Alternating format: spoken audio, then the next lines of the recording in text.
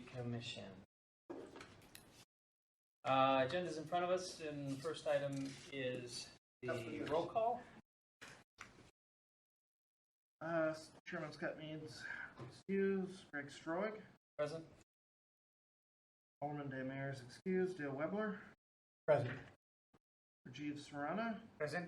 Norm McKisson. John Farney. Present. Jaspreet Kaur is excused.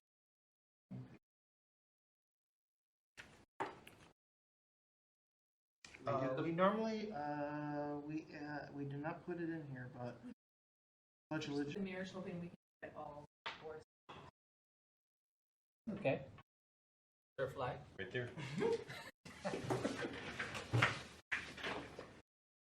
Okay. I pledge allegiance to the flag of the United States of America and to the republic for which it stands, under God, indivisible, liberty and justice for all. How do you feel about that? I'm a citizen now, so. For a while, I would hope. Yes. It's been a while. Yeah. It's been 30 years since I did the pledge, or 40 years. It's been 30 years since I did the pledge, or 40 years. Okay.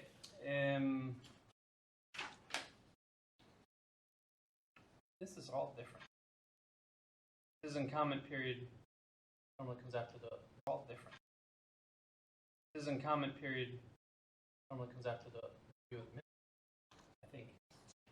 We have no citizens here other than the members of the commission. So next item on the agenda is a review and approval of the meeting minutes from July 14th. They're in your packet. Any motions to approve or questions? I move the minutes be approved. I second. Thank you. All those in favor of the meeting minutes as written, please say aye. Aye. Any opposed? Meeting minutes are approved as written. Mimecast email filtering service. We have a presentation on the screen and item in your packet for item number 4. Jim, would you like to? Yes. Once again, we are to the point of reevaluating email filtering services. We originally did this back in 2017. Strange enough, the market hasn't really changed that much on filtering services since then. We still have the Gardner Quadrant 1 big dogs out there, both being Proofpoint and Mimecast. Proofpoint and Mimecast. And then you have a lot of other ones that are still not to the degree of market penetration that you actually out there. Our current solution is Semantic emailsecurity.cloud. Is Semantic emailsecurity.cloud. The name Semantic, they're still using it, even though Broadcom bought the company out back in 2019. They bought all of Semantic Enterprise Services as part of that acquisition. Since the acquisition, it's always been that acquisition. Since the acquisition, it's always been kind of questionable if they were going to turn around and still keep this product on. It doesn't really fit all that well with the portfolio of other products, since Broadcom primarily is a chip manufacturer, and they're buying a software services company for it. Address that in other meetings. We looked at email filtering services last year. This is basically an email filtering provider that we had since 2017. Prior to 2017, it was Untangle, where it's basically one appliance. Currently, we are on 275 licenses. They're priced at $19.57 each. And originally, when we bought this back in 2017, we were paying $19.11. During that entire time period, it really didn't go much up in price. Software, it's questionable. Broadcom is going to support it past 2022. We can get support still for our current product, but it is kind of questionable if this is just going to be a product that once they have enough customers, no longer on the platform product that once they have enough customers no longer on the platform, if they're eventually going to kill it off. The support right now is granular only by global policy. It does not have the capability of filtering a policy by a user or a group. So the capability of filtering a policy by a user or a group. So I set it once and it's set for the entire organization. I cannot turn around and say, all right, clerk's office, you get a different policy because you don't want it applying to you. We also noticed that they're probably not doing a lot of R&D or a lot of improving their operations. This is a legacy product for them. It's not unusual where if I send an email message, it takes 5 to 15 minutes to get to the spam filtering service before it finally is received by the other end. It's worse on peak days that you know it. It is not a problem on our Exchange server. I can see it clearly in the logs go out the door, picked up by Semantic, and then it just sits there until it finally is received by the endpoint. It does actually have a fairly decent retransmission queue. So if we go offline, it's always first in, first out within the queue, and it does it 2 to the nth power on it. So it's first 400 seconds, then 800 seconds, 1600 seconds, 3200 seconds, all the way till it gets 7 days. So it will try up to 7 days. It will retry earlier in the pattern, and it'll try much less earlier in the pattern, and it'll try much less later on in the pattern, but it will hold it up for a total of 7 days. Our current agreement is expired, so if we want to turn around and move to another provider at this point, they're still holding us over at this juncture that they aren't at this point. They're still holding us over at this juncture that they aren't cutting off services. But if we want to move, we're going to have to move fairly quickly on this because we do have an expired contract with Semantic. We do know that there are 4 elections coming up in 2022. So the window to make a change coming up in 2022. So the window to make a change on the spam filtering service, I try not to make any major changes to email for obvious reasons when we turn around and have an election actually going on. So because we do not have an election in Q3 and Q4 this year,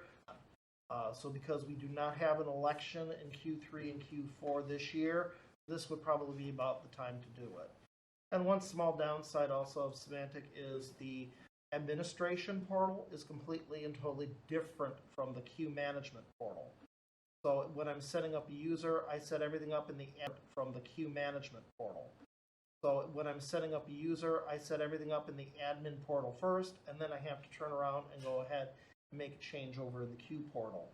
And if I delete a user out of one, I have to remember to turn around and delete a user out of the other. There's no syncing of the two right there. So you have to make sure that your processes are well in place so you don't have dead wood hanging out in one of the portals.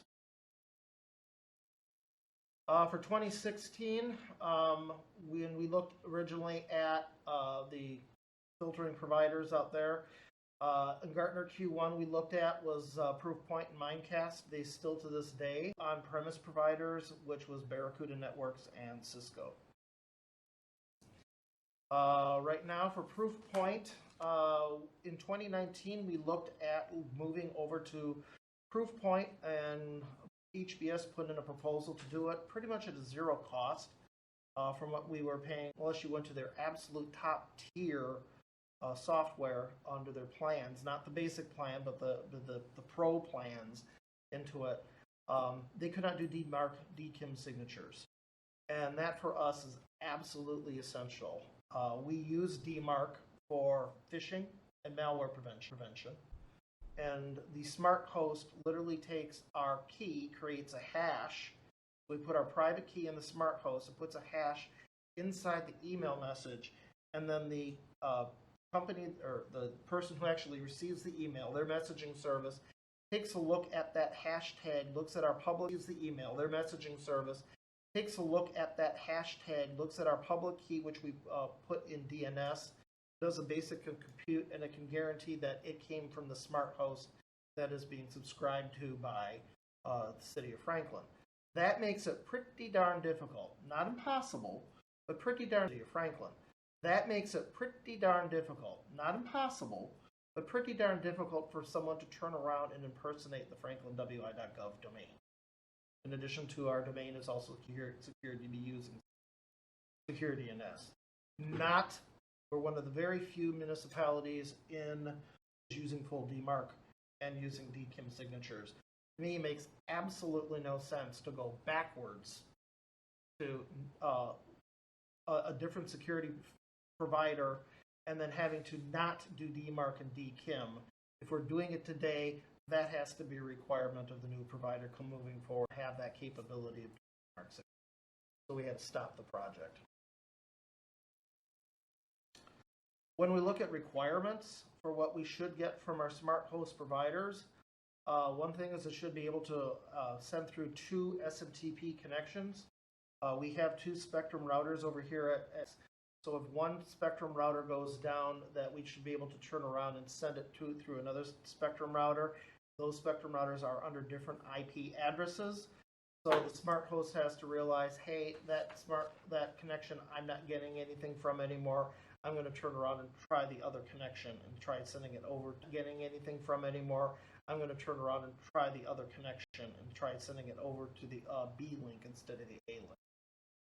Email has to be queued for 7 to 14 days. That if we had any form of a major outage, we don't want to lose emails, so we want to make sure everything is actually stored in queue up at the smart host. We want to make sure everything is actually stored in queue up at the smart host. We have to have full DMARC compliance, as I said, where the DKIM hash is actually sent in the email address and the private key is actually kept in the smart host. And then we keep the actual zone file secured by using security. Premise and Office 365 installations, if we ever choose to go to the cloud, we'd like to have it actually work with both. And something that's becoming more and more important, I did put this in my budget request for next year, particularly for the police department. It has to have SCIM integration with Watching. So we need to know what time. What left? Yes. You use SPF. Yes, we do. SPF and DMARC.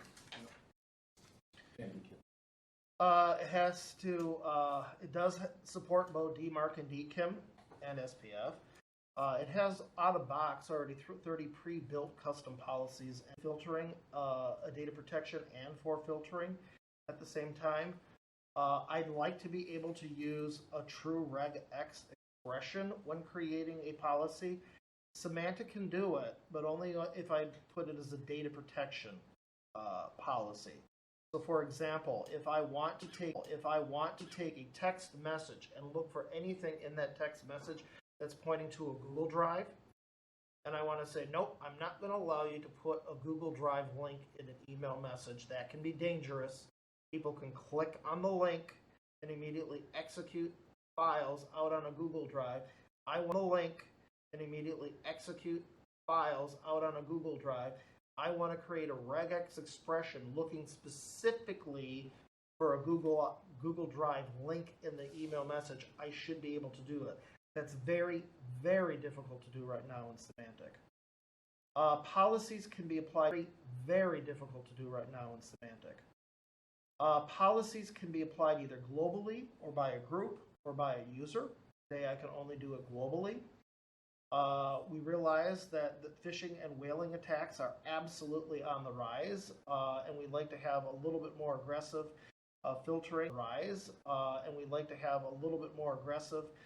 filtering and identification of the services for privileged accounts that are out there, particularly for people that are constantly in communication with the general public. Their email address may be well known.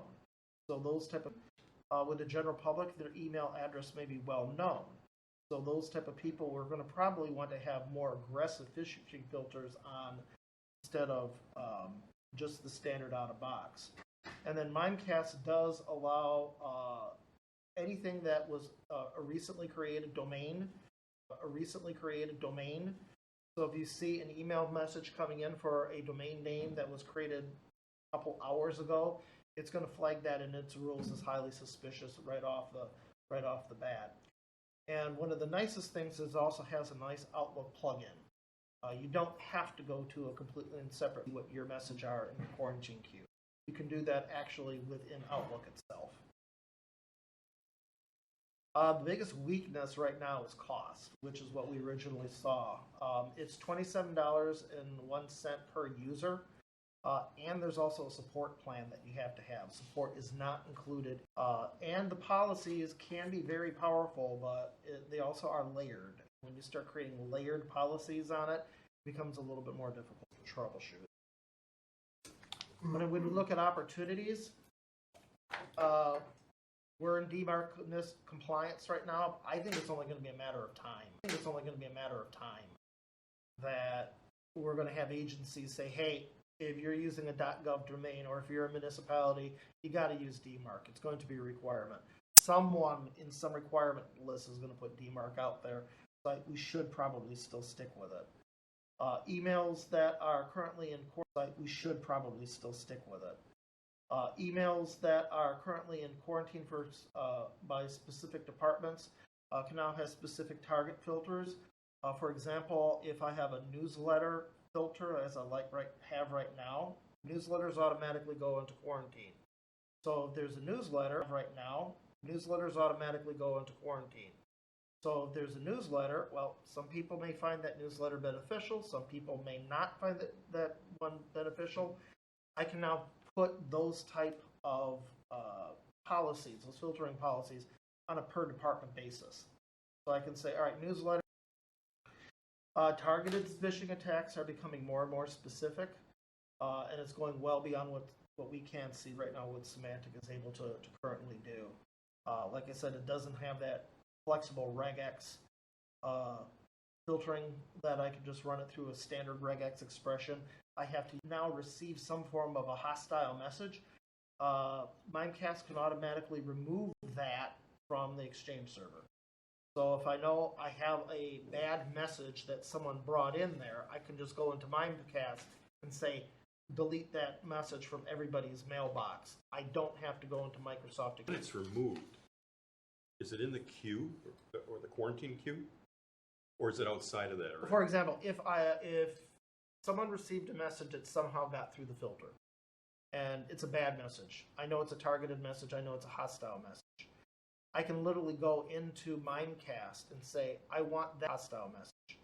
I can literally go into Mimecast and say, I want that message now deleted from everybody's inbox because I know it's bad.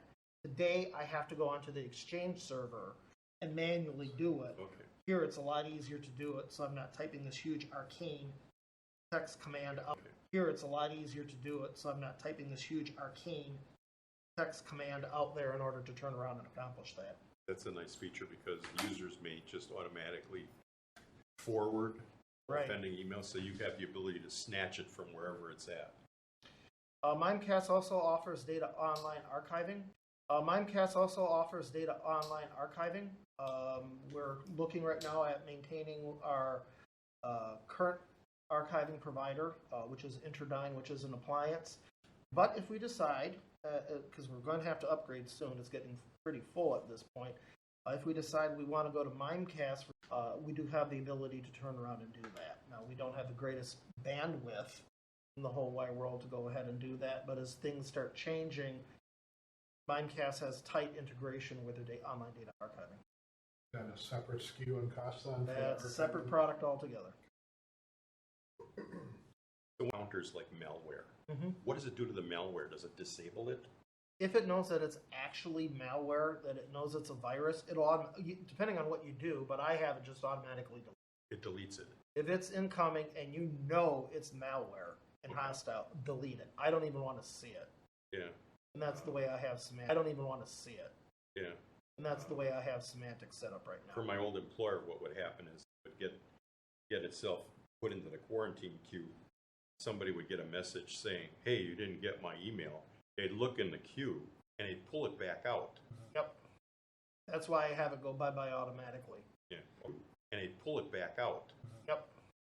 That's why I have it go bye-bye automatically. Yeah. Okay. I would much rather have it delete an email message that it misinterpreted as being hostile and have the person resend the message than to actually have them get a virus-laden executable and then send the message than to actually have them get a virus-laden executable and then have people going in there and start running it. Mm-hmm. It's better to be safer and have it resend than be sorry. Some of the threats, Broadcom right now may kill Message Labs, which is the vendor agreements. Anything can happen, and they may or may not do it without notice. That's always a threat. We now know that email, as of last year, is now integrated into the election process. Like it or not, ballot requests can be sent via email, which is store and forward technology. If someone wants to target the election process, they're going to try to target the server. That's one reason why I try to harden email now as much as we possibly can, because the world has now changed since it was back in 2016 when we first were evaluating all of these products. Our email filtering licenses, under Mimecast, it'll be $6,752.50.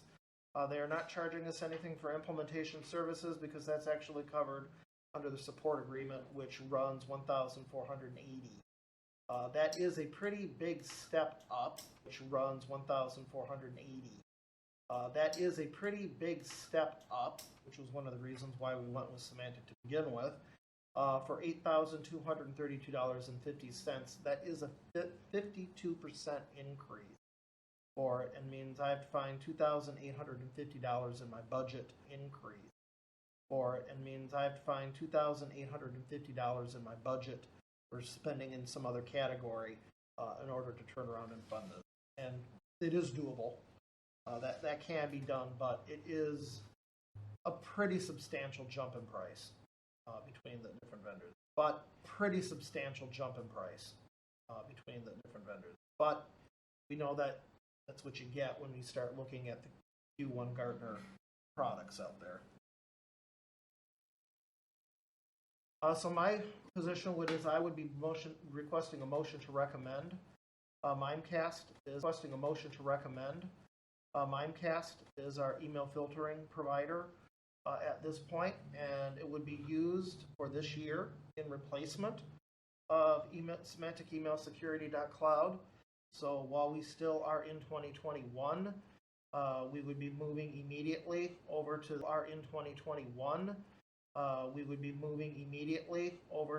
the new filtering provider, and then trying to integrate this as quickly as possible, knowing that it has to be done by the end of the year. So Jim, in your SWOT analysis, I didn't really see anything about implementation. So I'm assuming MX record that are pointing to Semantic today just over to Correct. Well, from a risk perspective. Right. We first turn around and bring it live and then import the email accounts for it. We set up any of the no-blocked stuff, create our policies, test our policies to make sure it just doesn't turn around and start blocking stuff that we don't want it to block. There will be some fine-tuning of the policies whenever you go to any new email provider along with it. But it is, if there's a problem with it, you just move your MX records over to the other service provider. So you'll have... They cut us off. Okay. Which is Could be any time. We haven't paid yet. But they're also not very good at turning around, and normally we're badgering them to turn around and pay the subscription. So there is some risk of me not turning around and paying the bill at this, and we suddenly notice, oh look, we are now getting, it's now 8:15, and we had a dig when the subscription contract actually went out. So this is one reason why we're also trying to look at moving this forward as quickly as possible. When the subscription expires, does the software go dead, or do you just stop getting updates? It's a cloud service. Okay. So the email just, either I would not filter it and just point the email traffic directly to my Exchange server, or immediately move it over to Mimecast. And it doesn't, because it is a cloud service, it doesn't take that long to turn around and get things onboarded. And then I guess more an observation than a question. So the extra cost, the $28.50 extra, it's the same for the buck for the additional cost from what you provided. I also From a look at it security as perspective. because we are now taking a core operational process like the election and now turning around and pushing it to mail. That also would be a strong justification for that's my.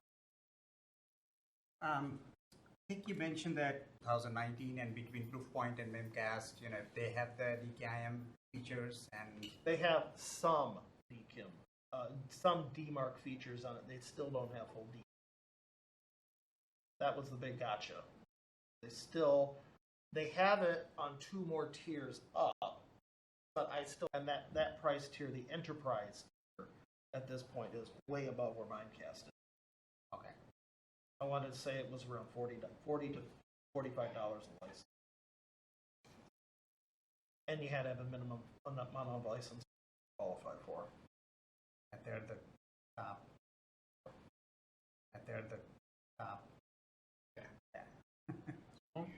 Yeah, a couple of questions. The only support cost was the one that you had the one line item for, which there's no additional cost there. No, right. The implementation services are included in the first. Right. The implementation services are included in the first year. Any chance to lock in the support costs for the annual costs in year 2? Well, it's basically when you are purchasing your annual license, you get your base license, and then you're paying support. So both of those are done together. What I'm thinking is on the year 2, whether or not there's some kind of cap that can increase cost of both this. Trying to lock in the pricing. I can Okay. also Increase cost of both this. Trying to lock in the pricing. I can Okay. also try going down also a tier if I wanted to lower the support cost on it as well. Instead of 24 by 7 by 365, I can go by let's say 12-hour support. We may just want to look at a cap on. 12-hour support. We may just want to look at a cap on, So maybe a multi. like a 2, yes. A 2-year agreement Maybe instead we of get a 3. little bit lower cost by locking in those costs. All right, next one. One of the things that I read about Mimecast was not big challenges, but skills involved in the podcast. That just wondering, you're going to have to send your folks to training to work this. Not different with Microsoft, Barracuda, or not different with Microsoft, Barracuda, or any other. But just it does take. It is. It is a more complex product. They do include training services as part of the onboarding process with it. They also have some videos within their library to help the onboarding as well. One nice thing too is in our first rodeo. We have worked with a filtering provider in the past, so therefore there are a lot of similarities in concept between the 2 products. It's highly rated. Good evaluation. That's why it's tightly integrated. Any further discussion on this item? There's also the ability to, I put it, even though I seek a recommendation for a motion to recommend, I mean, there's also the possibility we just Semantic. We can address this later.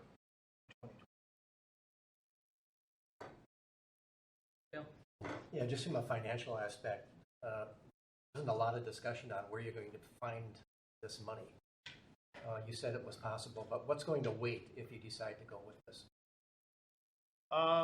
Most likely, I'll be over my budget, but I already have savings already in staffing to outset that. I will be quite under budget again in what I've been spending in our data processing or our staffing budget, and that should offset some of the funds. I also, what if they'll let me do this? I could turn around and say, all right, we'll pay the operational cost and then potentially take the software cost out of it. That would also. There's a Financial couple of versus options. minimum. There's nothing that's going to suffer Yeah. by being $2,100 above. Could be huge, but since you've got some other buckets you can pull from. Correct. Feels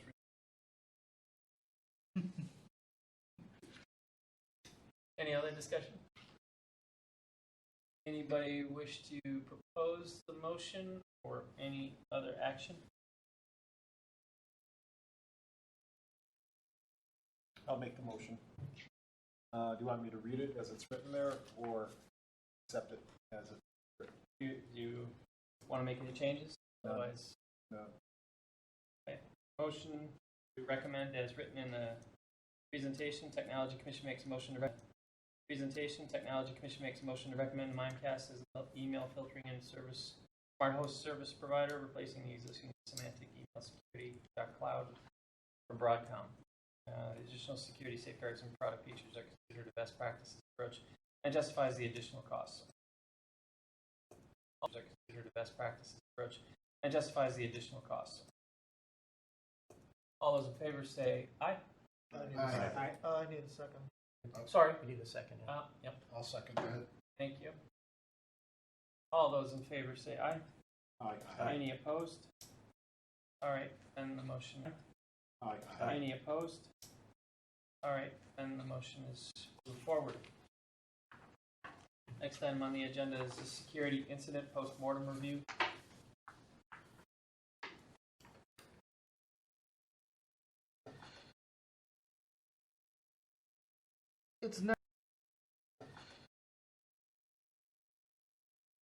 It's never a good thing to turn around and say that we had a security incident here at the city of Franklin. I should remind the commission that we are in open session. So if we start deep diving into some of the particulars of our security infrastructure, I may have to say that that would be an item more best discussed in closed session or on one-on-one at it. But we did have a security incident here at Franklin, as Ray Berger pointed out. It would more incident response plan in hand for the day that it actually turns around and transpires. Well, it did transpire. Unfortunately, also transpired for most of the municipalities within the Milwaukee as well. So Milwaukee, this wasn't just an attack against the city in general. Some of the details of what happened. On Sunday, 8/1 at 10:05 a.m., our external web server that is used, I should say that, our web... Public now, what you're reading. Yes. It is available to the public if more information is needed and you wanted to know about it. We did not officially publish the information out. Thank you for asking. One of our web servers, which is a natted web server that we make available and expose it out for a product called GCS. You will find it on the City of Franklin web portal, that if you go over to Pay My Property Taxes, and you can search and view your property taxes, it'll show your property tax statement out on the website. That is the web server that was compromised, and it was actually compromised using a known security vulnerability hack that was available in all of GCS's software. Because Milwaukee County, all the municipalities, GCS's software. Because Milwaukee County, all the municipalities use the same software, GCS, for tax reporting as required by Milwaukee County. We are all on the same version of software, therefore we're all exposed to the same vulnerability. So then at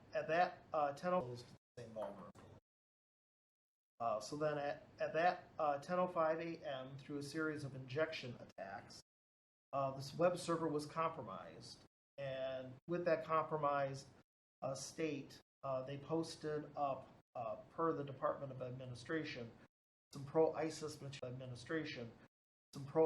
material. So instead of seeing the actual site, you actually turn around and saw some ISIS propaganda on the server instead. I was not aware of this on Sunday, but it was made attention to me at 7:45 a.m. on Monday morning from the Department of Administration. Surinder Singh Pai turned around and sent the email message alerting us to the fact that said you have material that we at the Department of Administration, who must be scraping websites and looking for this stuff throughout the state. The Wisconsin DOA are looking at people's websites looking for compromised attacks. They let us know about it in an email, and first we had to turn around to determine was this an authentic email or was this in itself a phishing attack. After validating yes that this was an actual email message, we had to take great care because they gave us a warning in the email message. Be careful when you look at this website. We cannot tell if it's going to try to put malware down on your computer when you're turning around and trying to do troubleshooting on it. Realizing that, we knew immediately don't do troubleshooting on it. Realizing that, we knew immediately don't look at the website. So I do not know exactly what was posted on the website because I wasn't trying to infect my computer at the time. So what we did is we went at the time. So what we did is we went basically on the web server itself and started looking at the IIS logs, determine, all right, is this a valid message from a DOA person? Is this compromised or not, just based on what we were seeing in the IIS logs? And yes, we am. Sorry. Traffic going from the web server out to a command and control center? Is that the direction of the traffic? Correct. But I also was looking at the log files to see if there was any form of injection attacks or people trying to turn around and come to action. And it's the drafted incident response plan that we had, one that Mr. Rayberger gave us. We used a lot of the templates for that, and we started immediately filling out the templates for the incident response. We took copies of the IIS log files and all the GCF, turn around and do that by redirecting it. However, the copy was going very, very, very slow doing that because we have multiple years of PDF files also intermixed in there. So there's a lot of data that I've had to try to copy over to that little USB flash drive for it. A copy over to that little USB flash drive for it. So eventually we had to turn around and look at doing it from a different direction. Where we started doing a full copy of it by just doing a VM snapshot backup of it instead. My backup of it instead. By about 9:25, we had a full copy of the entire machine, and then we brought the entire web server offline. I went and took the firewall rules that was doing the net translation, and I disabled those firewall rules, so the virtual machine not only was being turned off, but then it was completely accessible to the outside world as well. We opened up a security ticket with Wisconsin State Intelligence Center, WISC. Security ticket with Wisconsin State Intelligence Center, WISC. And with WISC, which is a division of the Wisconsin DOJ, they got back to me extremely quickly with an automated message saying that they had a ticket number and were immediately looking at it.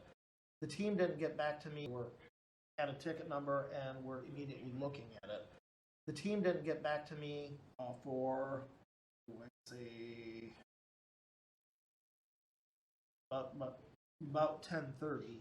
Is when I got a response back from Brian Van Ness saying that they were they got this alert message from other municipalities as well, and they wanted me to turn around and send them the IIS logs that I had and any information that I received, including the ticket that I got from the Department of Administration.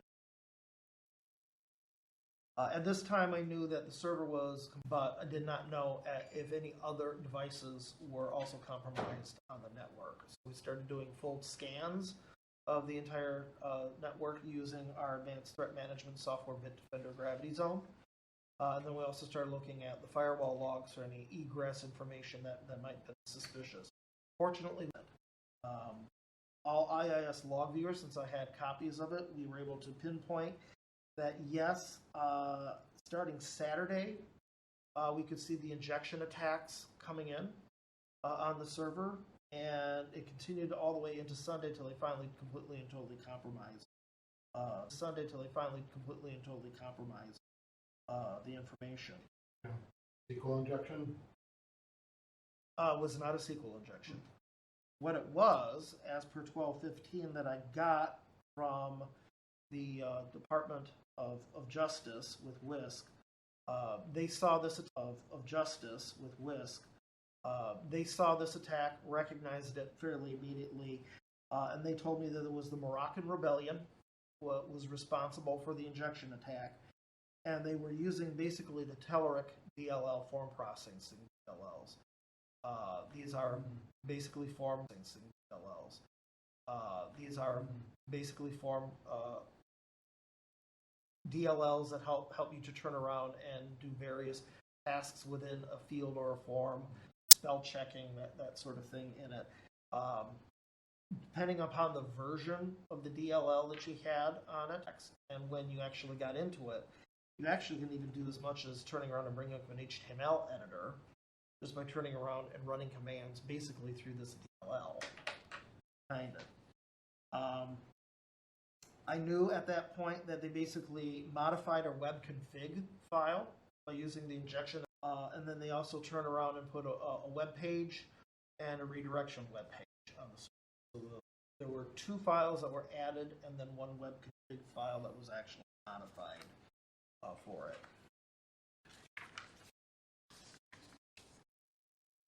By 2 o'clock p.m. needed to be marked as a security incident with the police department on it. After contacting the police department, they said as long as we had the Department of Justice ticket on it, they would then turn around, since the DOJ was already directly involved on it, they would then turn around and have it, plus it was out of their jurisdiction anyways, since the DOJ did get the Department of Homeland Security also involved in it.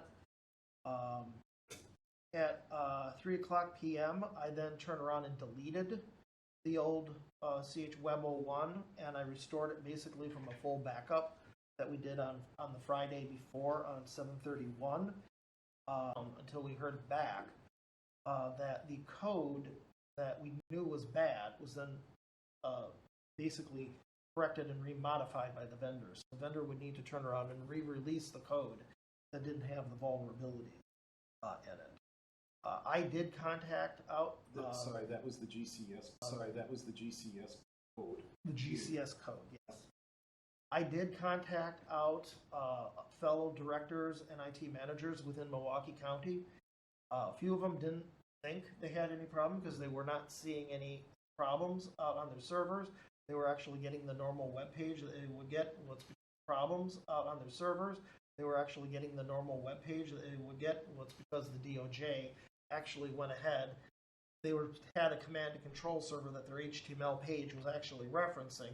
They shut those pages down, so then it went back to the normal code for it. But they did so then it went back to the normal code for it. But they did look into their IIS logs, and then they could see, yep, we were having the same injection attacks as we were. So I do know at least within 2 other municipalities, they had the exact same problem.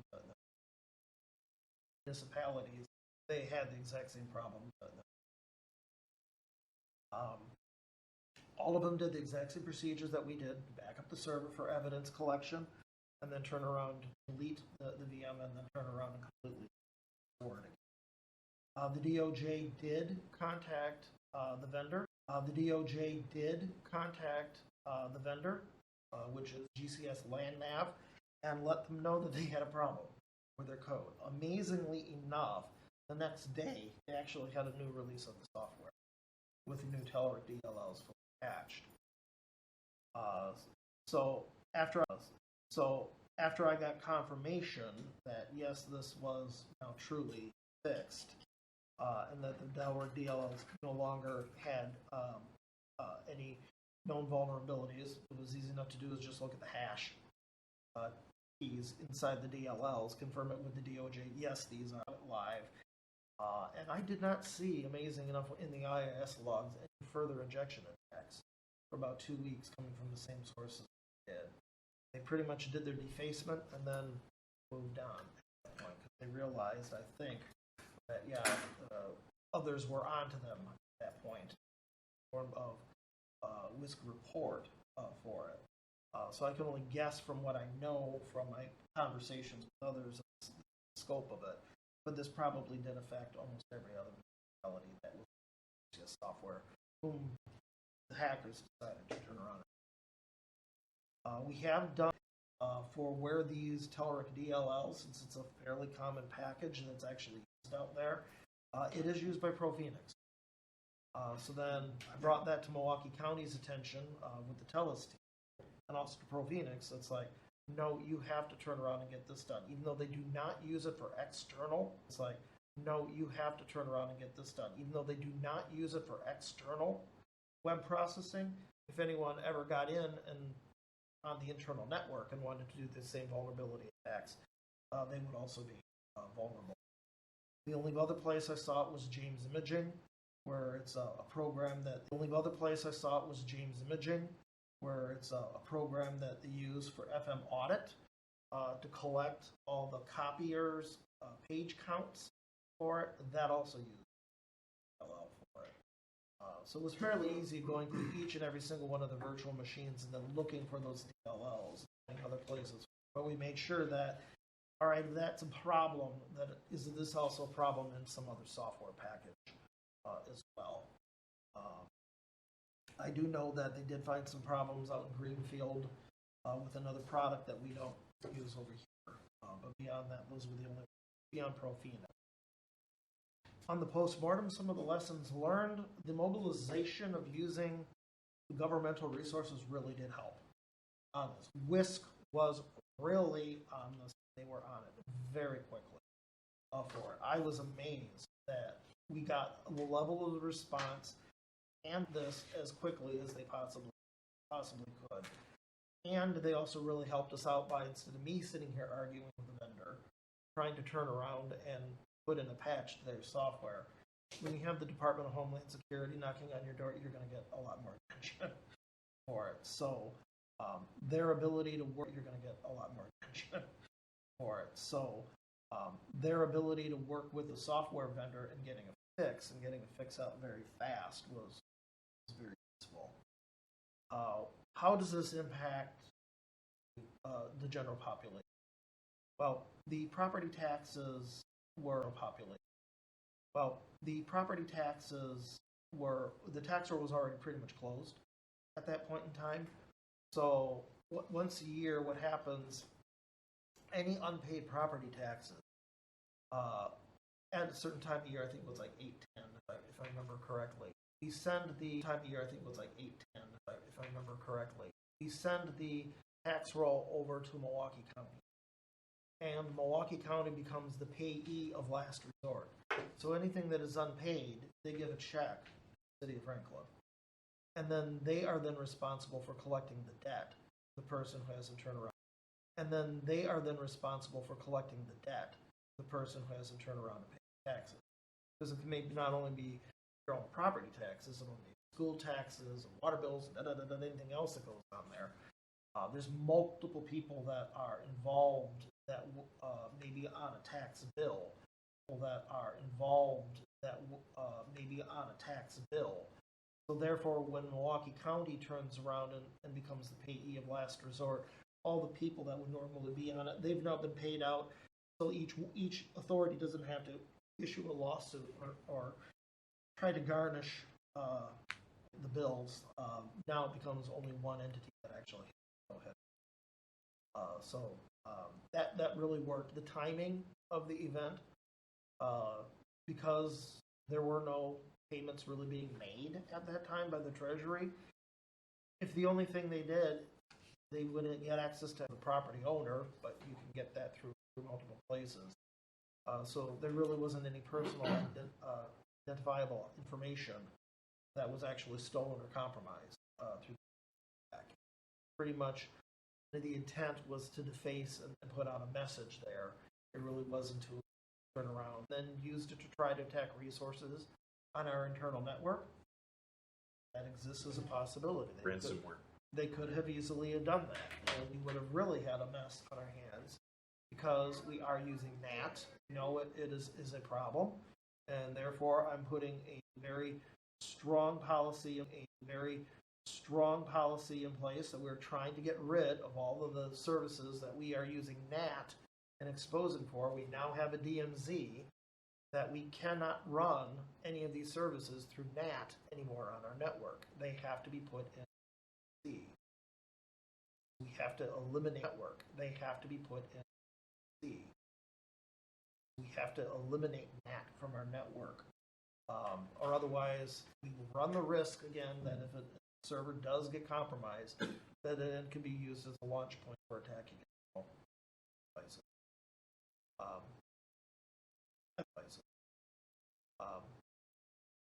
I will say having the incident response plan in place definitely helped. I had contacts at the DOJ. I definitely knew if we needed to get our insurance, cybersecurity insurance provider involved, who to contact there. So I didn't have to figure out, gee, what's the next course of step or fight. It was all laid out there. All you had to do was follow the script. That was extremely helpful. And it's so the work that was done by this group, putting all of that together in a short-term period of time, actually made a major difference in how we were able to turn around. I'm sure there are. Any members of the public, users that may have gone to that page? No?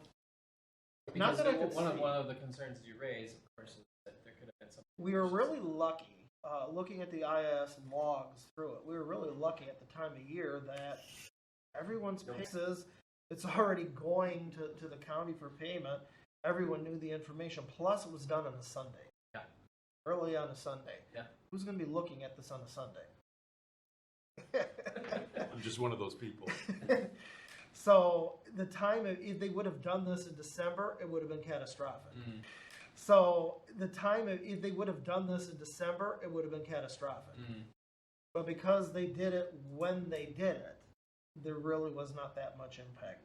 We're really, really, really light on the traffic for it. And we have not gotten contacted by any business about it. And we have not gotten contacted by any business about it. Sure. Also, I can tell that a lot of the people who do visit the webpage are real estate agents, title companies. They're closed on a Sunday.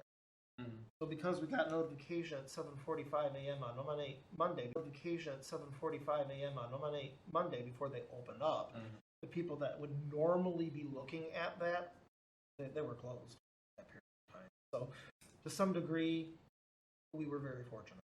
Yeah. Good job. Did a very good. Good job. Did a very good. Start from the end.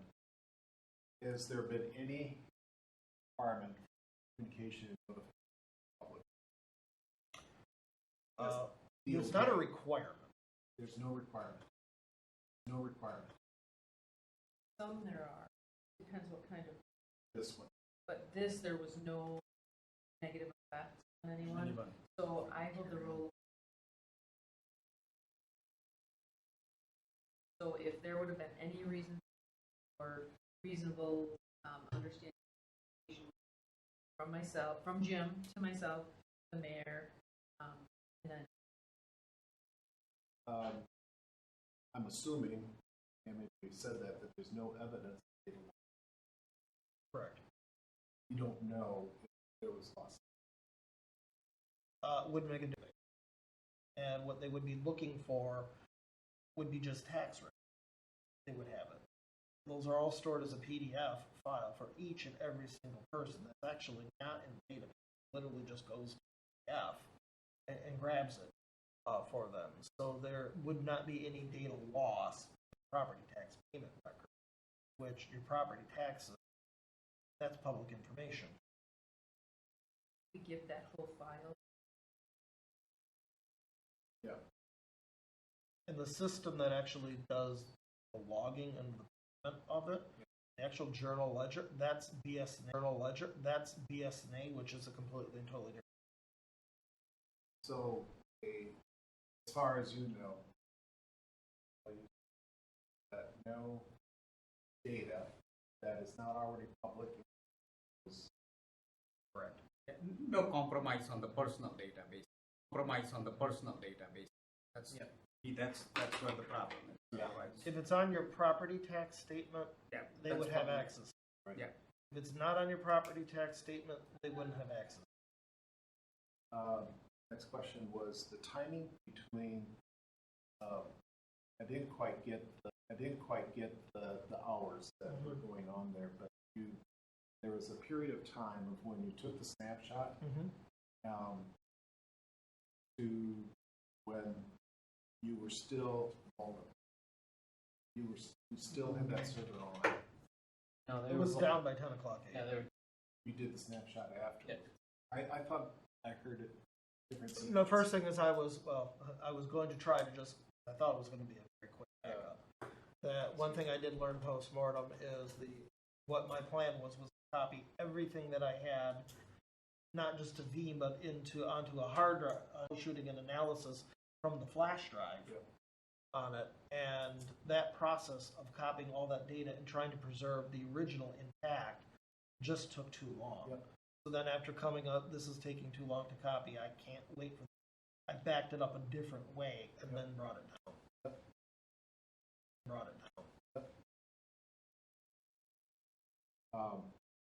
But there wasn't more than a couple hours at most where you made the decision to take that web server. Correct. 8 o'clock to 10-ish. 8 o'clock to 10.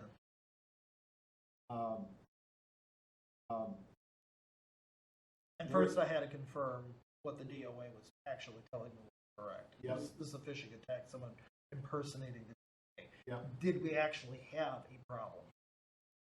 Yep. That goes to is the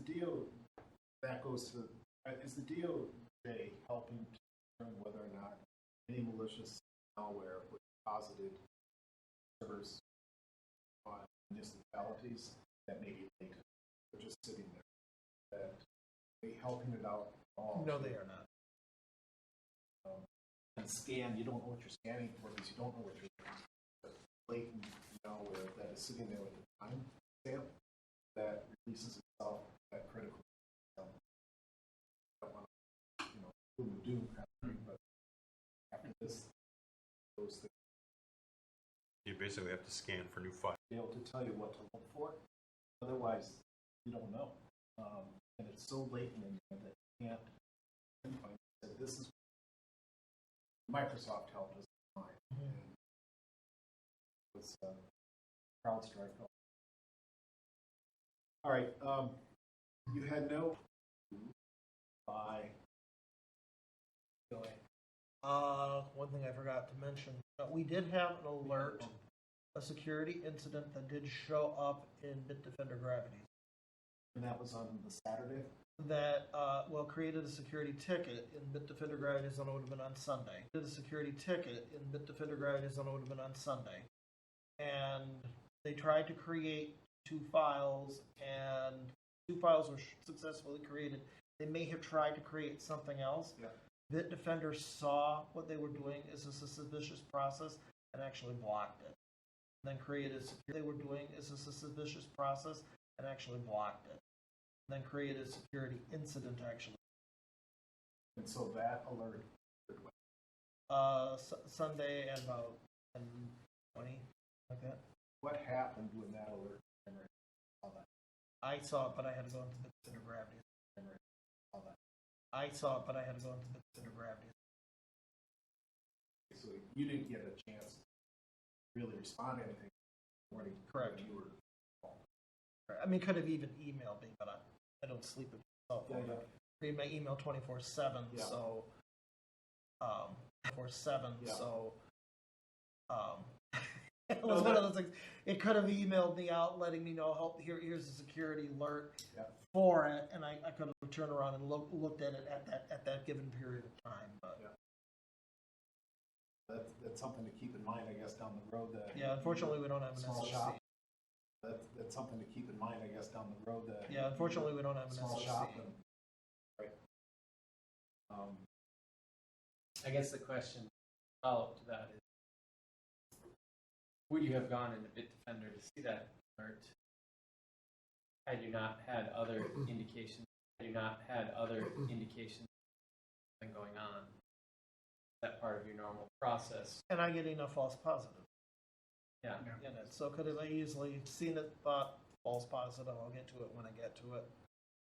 And then wind up being, well, here's the false positive that actually something. Well, here's the false positive that actually something to pay attention to. I'm glad it was. That is a danger when it happens on a Sunday and the person's not sitting there. That we are not a 24/7. We are not a 24/7 operational area. So something like that does happen on it. It is possible. Yeah, it's going to be a delayed. That was. So. Oh yeah. Penetration tests and things that could review the overall security of the environment. I actually am putting that in as a budget request item for next year. I think that helps make a business case for it. That that is something. Especially if there could follow up on any malicious. That is. Teller, is that open source? No, it's a company. Actually, that's like a lot of .NET based keys they have, which you used in a lot of .NET Microsoft code. So when you are developing, some product or website, so they have built-in, features. I mean, we have used it. So are you saying it's part of .NET and distributed by Microsoft? Or No, are you saying it's not distributed third party. It's third party, and it's just embedded as part of So it's like automatically they have all these built-in, features. Okay. It's a pretty cheap, and most of the .NET customers I know they use that. So your .NET controls you can add to your code that are Absolutely. Yeah. And that's probably that, because if you don't upgrade and your DLLs are old, then that's where the vendors that They utilize had to go. Telerik actually patched the issue back in 2019. Oh, And they were just using old versions of the DLLs. Now, some of it means But there you are have to many go- like that. yeah. Oh, I'm because quite that's- sure. Yeah.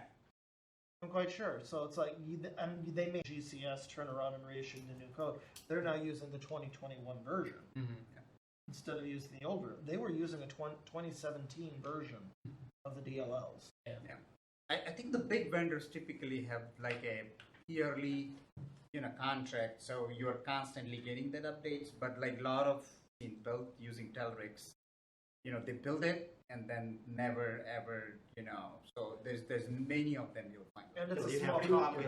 you have two levels of that, right? One is the vendor who may not be keeping up to date using those subroutines. Exactly. And then you have the customer who is not keeping up to date with applied versions of software, right? Yeah. So Both. Yes, you have a right. lot of exposure. There's multiple industry-wide exposure holes, that right? way. Yeah. Sure. So, Jim, I just wanted to follow up on point Norm was making, about moving laterally from a compromised server out to other pieces of the network. Besides IIS logs, did you look at any network pieces of the network? Besides IIS logs, did you look at any network traffic logs around that time to see if there's any anomalous? We don't have an IDS IDP. So the only thing I could look at that point would be the functionality within our ATM collide bit under gravity. Okay. We also do not have an SIM either. So I couldn't even look at log under gravity. Okay. We also do not have an SIM either. So I couldn't even look at log files through an SIM. Okay. Use Meraki. No, we do not. We use HP. Yeah. Well, the timing helps budget. I mean, it's a nice wake-up call. It's expensive. But it sends the message very clear. Any other questions? Okay.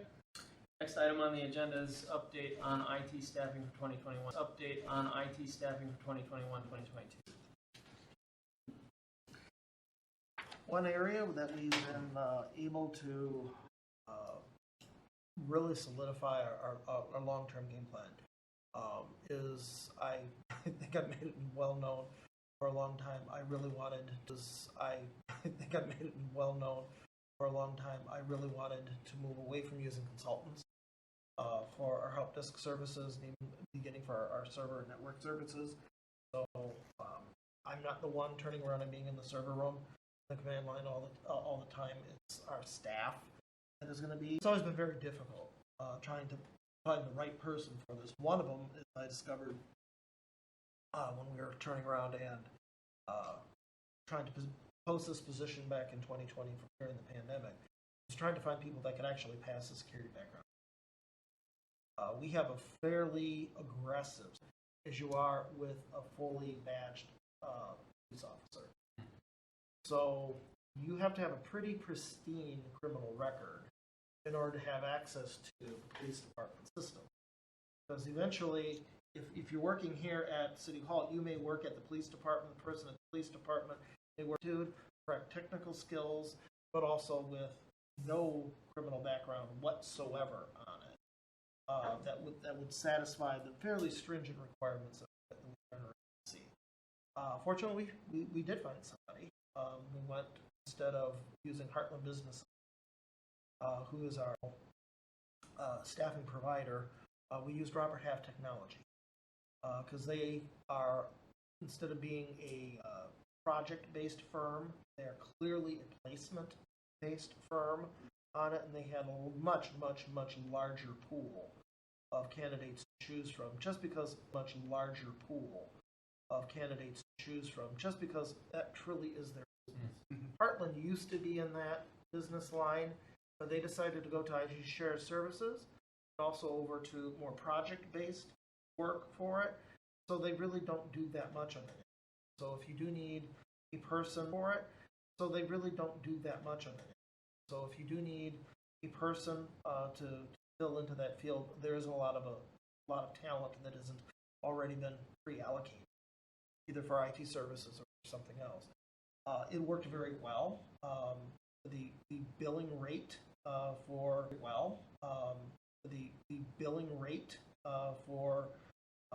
Robert Half Technology is significantly lower than what we're currently getting billed for through Heartland Businesses. But the big selling point with them is not only having the large pool of candidates.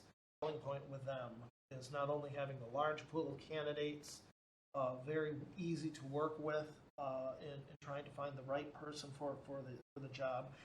They also have it built in their contract that they do not have that covenant not to, that we have in Heartland. That after over 1,000 hours,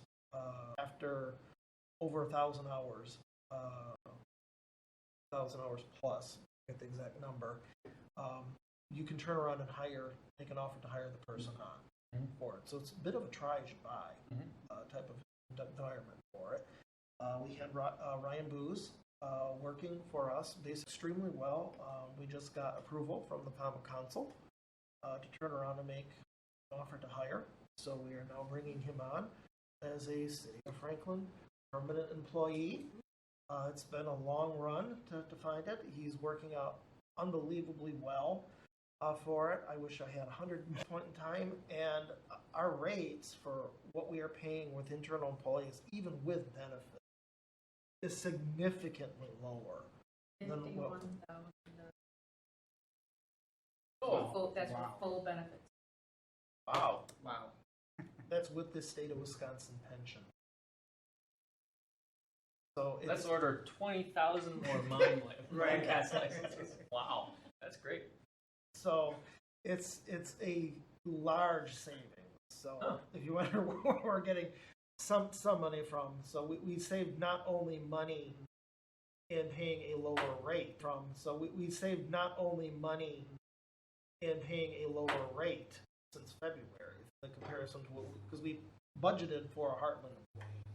We paid less during that entire time period for while he was on contract, and now even as an employee with it, yeah, there's significant. While he was on contract, and now even as an employee with it, yeah, there's significant. I mean, I recall when we had the Heartland contracts before us, this group looked at those rates and felt that they were very reasonable, very good, you know, so. Part we didn't know at the time is we didn't know Heartland. Right. So we went for December, we started looking because we wanted somebody for the year, and Heartland provided the rate that they were employed, which was awesome. Yeah. We got to do something on this. They weren't interested, so we went and we got technology, and we've been unbelievably happy with them. And did have one person that worked with days. Yes. Didn't show up on a third day, didn't follow the protocol. Robert Half got through. Sure. So just really on top of it. So, and this has been Jim's goal for the last year and a half. Or, I'm sure longer, but you since I initiated started. it a year and a half.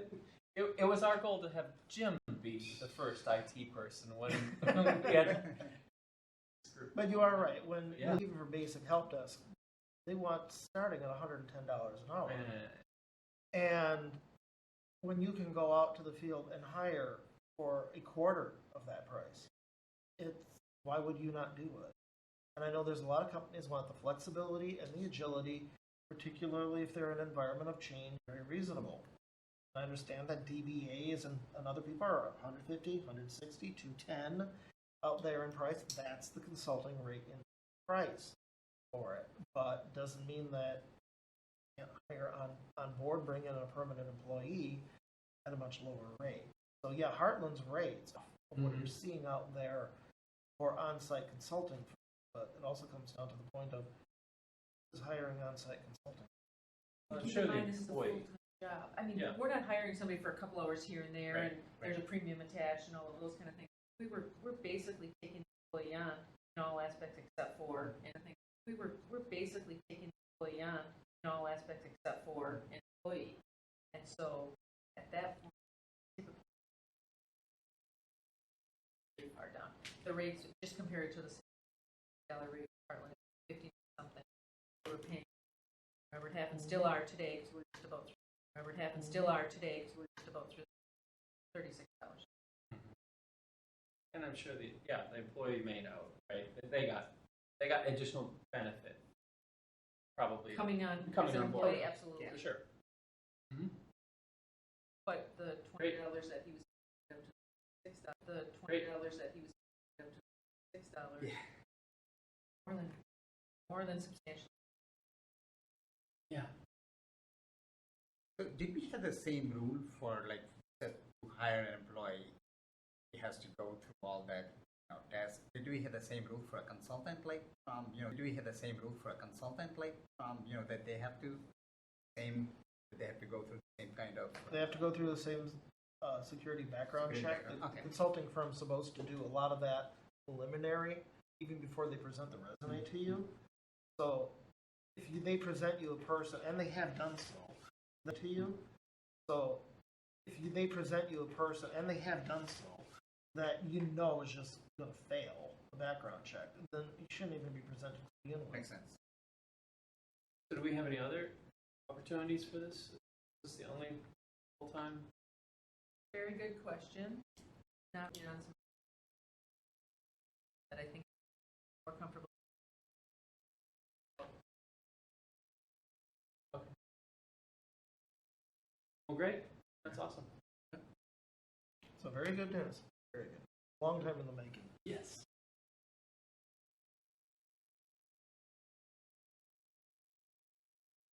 Just two items. First, I did give out some red line documents just so you could then turn around and see the changes. One was, we aren't going to go through the documents tonight, but you can read them at your leisure.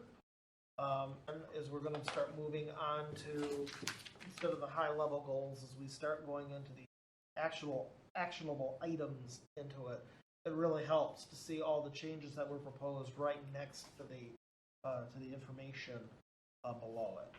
So hopefully it makes the reading of it a little bit easier. I also, from last week, about the policy for when should items be escalated to the Technology Commission. Also put that in headline format so you can see notification. We'll be going into that into more detail at the next. But I felt it was hard to help it to see everything in one document.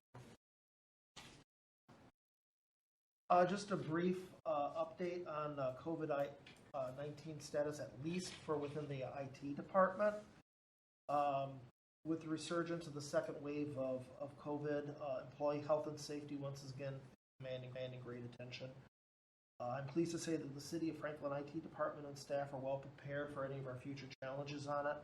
All IT department staff who often are supporting frontline employees, all of us are currently vaccinated. IT has a clean desk policy, and I strongly encourage vaccinated.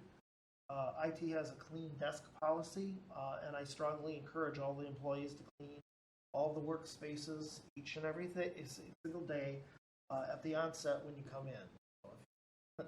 Follow my example. I take all of my stuff, I put it on the floor, out come the wipes, out comes the Lysol can. Take all of my stuff, I put it on the floor, out come the wipes, out comes the Lysol can.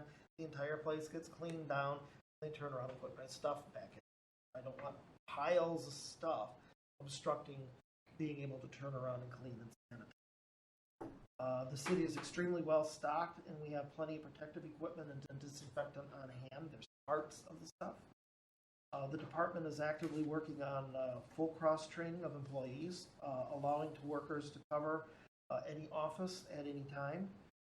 The IT department regularly uses Dameware for remote access to computers, allowing technicians to remediate the equipment. SpiceWorks ticketing system is under a planned upgrade, so we can actually run the system from the cloud in case we actually have to work remotely at home. All users are being encouraged to place a ticket within SpiceWorks instead of making personal visits to the office. And in the event of illness and work from home, and only return when they're fully healthy. This is very important. COVID's just one of the things we're going to be fighting come the wintertime. It's going to be strep, it's going to be the flu, colds, and everything else. Don't bring it into work. And in many respects, this is a continuation of the processes and procedures. This is a continuation of the processes and procedures that have been in place. Are all required. You don't have to answer this, but I noticed the difference between masking and the two of you. Is this personal choice? Personal choice. Okay. So the city's rule. Okay. So the city's rule is all employees who are not vaccinated are required to wear masks. Are vaccinated, have the option. Oh. I also have relatives. One has severe cancer at this point, so I don't want, even though I am fully vaccinated, I do realize even with the vaccine, it's not 100%. There's still a small percent, so I don't want to turn around and somehow get something and then convey it onto a family member whose health has been compromised at this point, so I do it for them. We are using the thick version of it, and when it's up for renewal, we'll probably turn around and... Yeah, they're going to terminate it at the end of the year, I think. Yeah. So we've moved already to the web. But it's just for the help desk. Still the online monitoring part that is still requiring that thick client. Yeah. Yeah, we don't have a full client on there, and there are other ones out there as well. I'm also always... Dameware has been very good, but it is a SolarWinds product that had questionable security practices on it, so I look at seeing there's some other options out there as well. But for our needs, it's been modest. It was a quick fix item and something that we already had in use. That we just... I shouldn't say they're going to terminate it. They're just going to terminate support for it. Mm-hmm. Next item on the agenda is your POA updates, or in this case, electronic meeting recording policy. This is just a really quick update. Everything that the commission did pass on to the council on this third, the council on this third, policy 31 of the meetings, posting 7. Citizen that you saw here earlier had been out of the last month.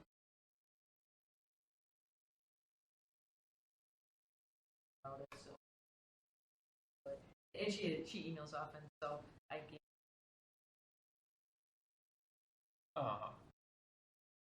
She was very happy that it went through. You don't get many citizens, so it would have been nice. I'm glad it was handled. That's good. Excellent. Handled. That's good. Excellent. Now, Jim, your report on IT ops. Yep. August storms left their mark within Milwaukee County. Wisconsin Energy has reported that downed trees and lines created the largest number of service out outages in the company. Trees and lines created the largest number of service out outages in the company's history. Power was fully available in all offices except the DPW. This building does not currently have an external diesel generator, although workloads and IT changes were able to be implemented, so phone calls and services could be. On August 13th, a lightning strike hit the Spectrum cable, near City Hall, not ours, but somewhere near us. This created a good amount of line bleed on the cable vendor's Supernode uplink box right outside by the police department. August 17th, and the errant cable was removed from the Spectrum network. This helped stabilize network connectivity. There was a significant interruption of internet services from the 13th to the 16th due to the architecture of coaxial network. So unfortunately, when cable gets hit in the area, because of the way coax all works, it will feed into the noise levels that you will see in other cable runs within the area. Next item, Milwaukee County planned 913 to 915 rollout has now been delayed. ProPhoenix has changed the required code-based version on the RMS CAD systems, which must be running prior to the finalized CAD and communication adapters. Currently, the county is working with ProPhoenix on reducing or eliminating some of these requirements. It is anticipated a month and a half to 2 months. Planned testing for the week of August 30th has now officially been postponed. I was hoping that it would be up and running by middle of September, but unfortunately, there would be more challenges with the project. A kickoff meeting was held on a Milwaukee CAD GCS system. Instead of running tax management and reporting software locally, the county will be creating a new hosted environment on Amazon Web Services and having all municipalities access the application entirely from a web browser interface. The plan is to move away from a private cloud that is shared by the county and all municipalities. The county envisions going live with the new system somewhere between late October and early November. The ETA that I'm getting right now, it will be October 20th. That will be replacing the GCS servers, the ones that work, and the goal is to run everything now from a shared web service by the county. So from a user perspective, no change? No change. No change. Good. We'll Improve just security. Pardon? Oh wait, serious. I'm done. Improve security through the Amazon service. Then public servers. I would assume so, but unfortunately, it's the county who sets it up, secures it, of the shared services for all of The DOG they might be interested in that. I would hope.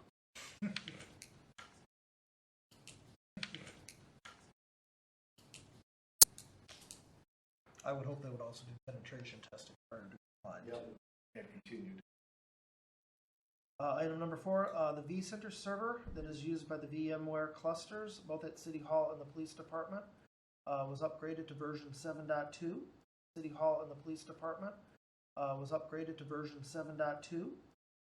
Instead of running on a dedicated Windows 2012 virtual machine, the databases and configurations were converted over to a pre-built VMware OVF virtual appliance. This is the first step to migrating all OVF virtual appliance. This is the first step to migrating all server farms from VMware version 6 to version 7. It is anticipated that vSphere hosts will be upgraded to the newest version of software when new server hardware is installed in Q1 of 2020. That is a CapEx item, where is installed in Q1 of 2020. That is a CapEx item. CapEx item does not go through, and we don't replace it with new hardware. I will be upgrading it to version 7 on the existing hardware. So we're a portion of the way through already on the migration to version 7. Portion of the way through already on the migration to version 7 to stay current. All I have on that item. Question? All right.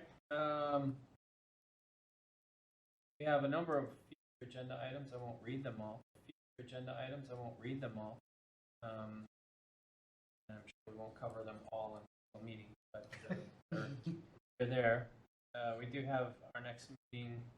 Why don't we just talk about the priority? These are not necessarily written in priority sequence, are they, Jim? No. Alphabetical. Written in priority sequence, are they, Jim? No. Alphabetical. What should we be considering for our next future agenda items in priority? One would be a continuation of the strategic technology plan, because we've been working on that for such a long period of time. I would like to, that's always been the danger with that, is it gets work and attention, and then life gets in the way, and it doesn't get addressed again. And then I think the biggest one is going to be working on the policies of our incident response. As it's shown, you can't predict for the environment, but I think it needs to be formalized. In addition to the security access and identity control, so I can then move that from the Technology Commission over to both of those policies. Those three. And probably this. We talked about it a couple times ago, but the risk register, we don't need to put it on the agenda. I just want to see that, get that to us. Wanted to go back to make sure that the discussion we had on email and Mimecast fit within the risk register as one of the high priority. Fit within the risk register as one of the high priority ones. I believe it was, but I wanted to make sure that it's there and that we're kind of using it as a roadmap of what do we do. That's it. So do you want to see the actual risk register, or just do you want to see the actual risk register, or just a heat map expression of the risk register? The heat map was good. I mean, I was able to follow it and then trace it back. Both would be helpful, especially in conversations like this. Yeah. It wasn't a surprise. You're going to do the email, like conversations like this. Yeah. It wasn't a surprise. You're going to do the email.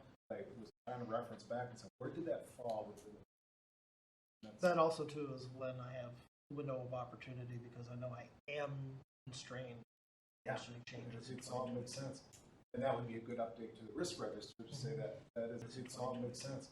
And that would be a good update to the risk register to say that is a high priority.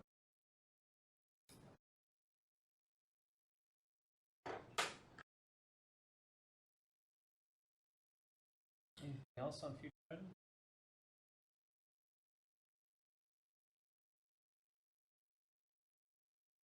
Our next meeting date is back to Wednesdays, September 22nd. For those of you who are members, it's always the third Wednesday is the normally scheduled meeting. Third Wednesday of every month. The third or fourth Wednesday? I think it's third. I thought it was. I'll consult the calendar. It's the fourth. That would, be the 4th. Yeah, it is 4th, sorry. Yeah, it is 4th, sorry. Okay. I was wrong. Fourth Wednesday of every month. And you know, Barring holidays. typically holidays get in the way, like Christmas and New Year's, so skip that meeting. And obviously we had to readjust to skip that meeting. And obviously we had to readjust today's meeting from yesterday because conflict. So. And we normally do September and October at normal time periods, but then November and Christmas, I normally just do one meeting at a hand. We try to combine it and move it away from the holidays. Great. 6 o'clock. It's always 6 o'clock. So I've put it on my calendar as just a standing meeting request. I don't wait for Lisa permanently on. We have had difficulty. All right. Adjournment? Any motions for adjournment? I'll move to adjourn. Second. Thank you. All those in favor? Aye. Opposed?